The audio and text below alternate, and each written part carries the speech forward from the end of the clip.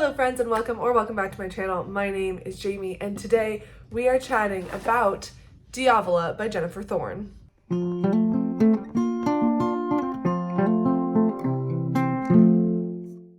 At least I think it's pronounced DIAVOLA. I've heard people saying DIAVOLA.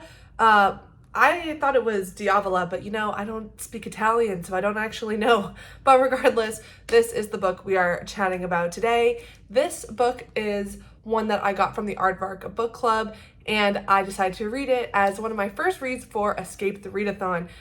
If you don't know about Escape the Readathon, I will link all the descriptions down below, and it's not too late to sign up. It's a month-long readathon happening in May, and it's a lot of fun, so I was super excited to read this for that readathon, and let's talk. Well, as you can see from the title of this video, this was a big disappointment for me, and I don't know, maybe it was my fault because I had such high expectations for this. And Jennifer Thorne was an author that I had never read from before, and that's usually a bad sign for me.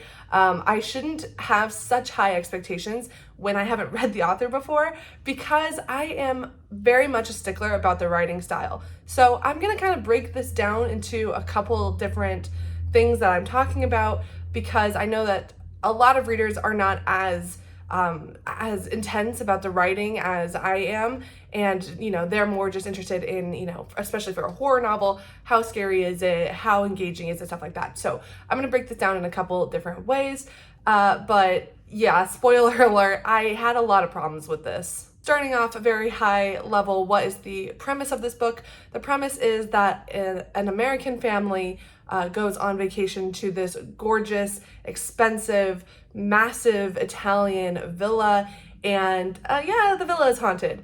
And I was so excited for this concept. I don't know, there is something about the idea of like a sun-drenched, like Italian countryside mixed with this like kind of old world haunting. It really works for me. There's something about that combo that I love. And kind of interestingly, I guess, this was an Aardvark pick, and so was The House of Last Resort by Christopher Golden, and it also had a very similar concept of an American couple who move into a haunted Italian villa. So Aardvark is also down for these Italian horror vibes. However, I didn't like that one, and I didn't like this one either. So clearly, I think that there's a story in here somewhere. And especially in this one, I actually think there's a story there. But we can't get it right. We cannot get this concept right. So like I said, for me, the biggest problem right off the bat was the writing style and the tone of this novel, especially when you look at this cover, which gorgeous, by the way, I'm obsessed with it. You really get the feeling of this kind of like, it feels like it's set not in the present day. This is very much set in contemporary time. But you get the feeling that this is going to be a really dark, atmospheric kind of read, and it is just not that at all, which really threw me off. The writing style specifically is so contemporary. It's so modern. It's so genre fiction in a way that I just really, really hate it. I typically do not enjoy genre fiction, even though I keep trying to pick up these horror books because I love the premises, I love the concepts, but typically I'm more of a lit fic reader, so this writing style just does not work for me. So based on that alone, I was already kind of not gonna have a good time. But I did stick it out because I was very curious about what was going on here. And moving into my second big criticism with this, the characters and the character motivations.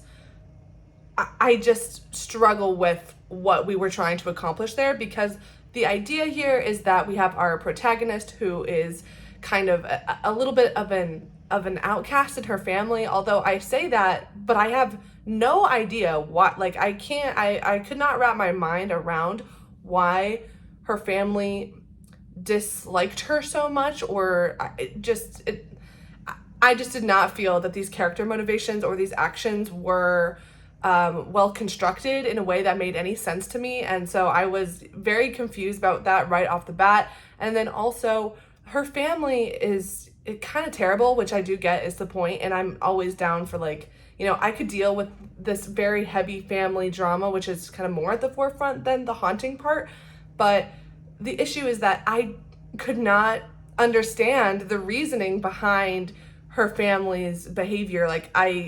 It seemed like Thorne was just trying to make the family unlikable, but really not getting at the root of the disconnect between our protagonist and her family. So that just did not work on a thematic level to me, although I love that idea. I do think that there is something in that premise, and that lends itself to the way that the haunting came through, which I actually like, especially towards the end of this book. Like the last third, I was like, okay, now that is an interesting idea. And I wish we could have spent more time in that realm. And I do think that there is a story with the haunting and this protagonist that really could have worked. I just don't think Thorne did it well. I just don't think it was executed well. So, and then like as far as the scariness, it's not super scary, but it's a haunted house story, and I think we've all read so many haunted house stories that were it's hard to be scared by them, really.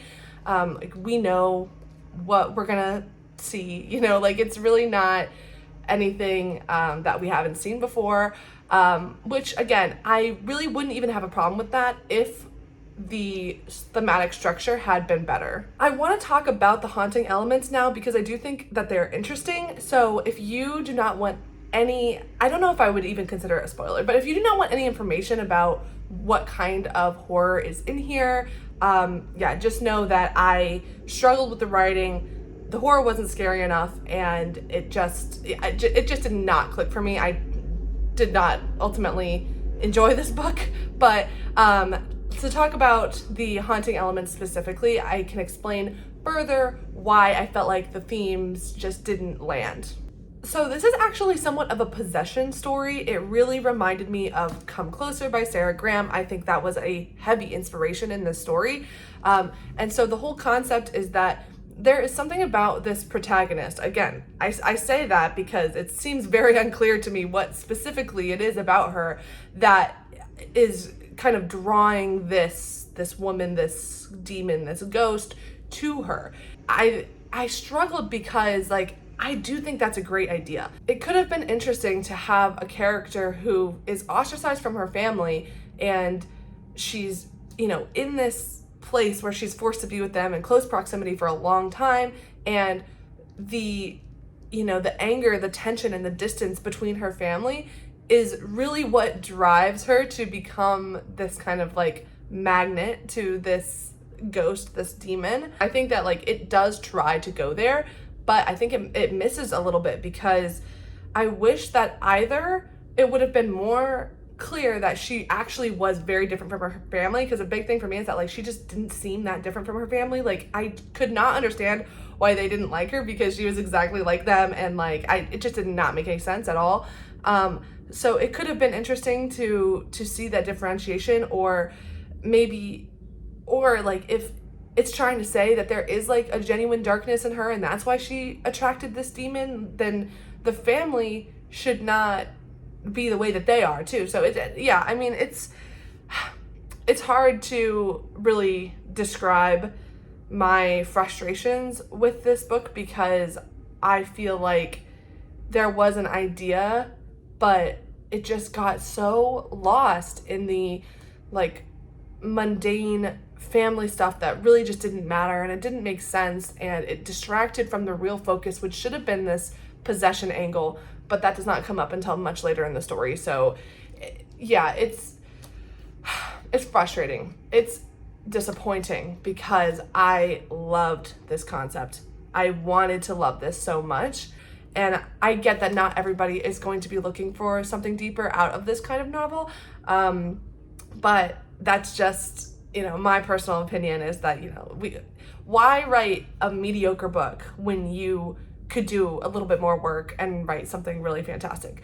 But that being said, a lot of people did enjoy this. I have seen people giving it 4 and 5 stars.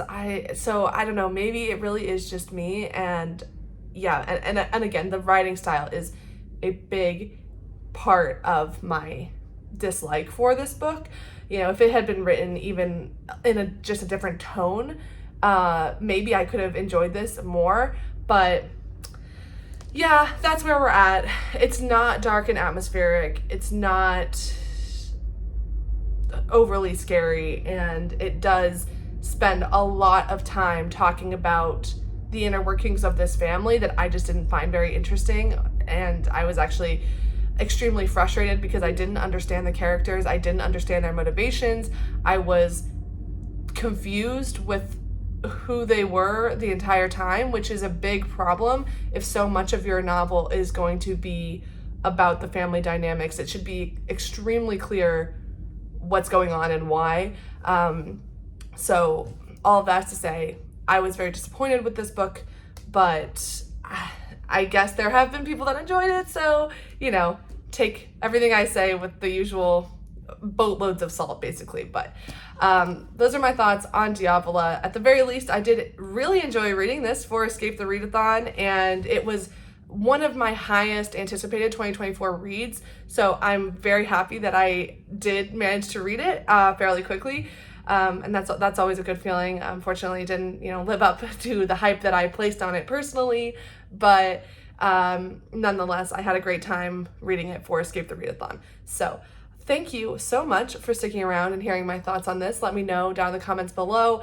Have you read this? What did you think of it? Or are you going to pick it up still? What are your thoughts? What are your thoughts around this? Were you anticipating it this year? Let me know. I would love to hear your thoughts. And I hope you have a wonderful rest of your day, week, month, and year. Thanks so much. Bye.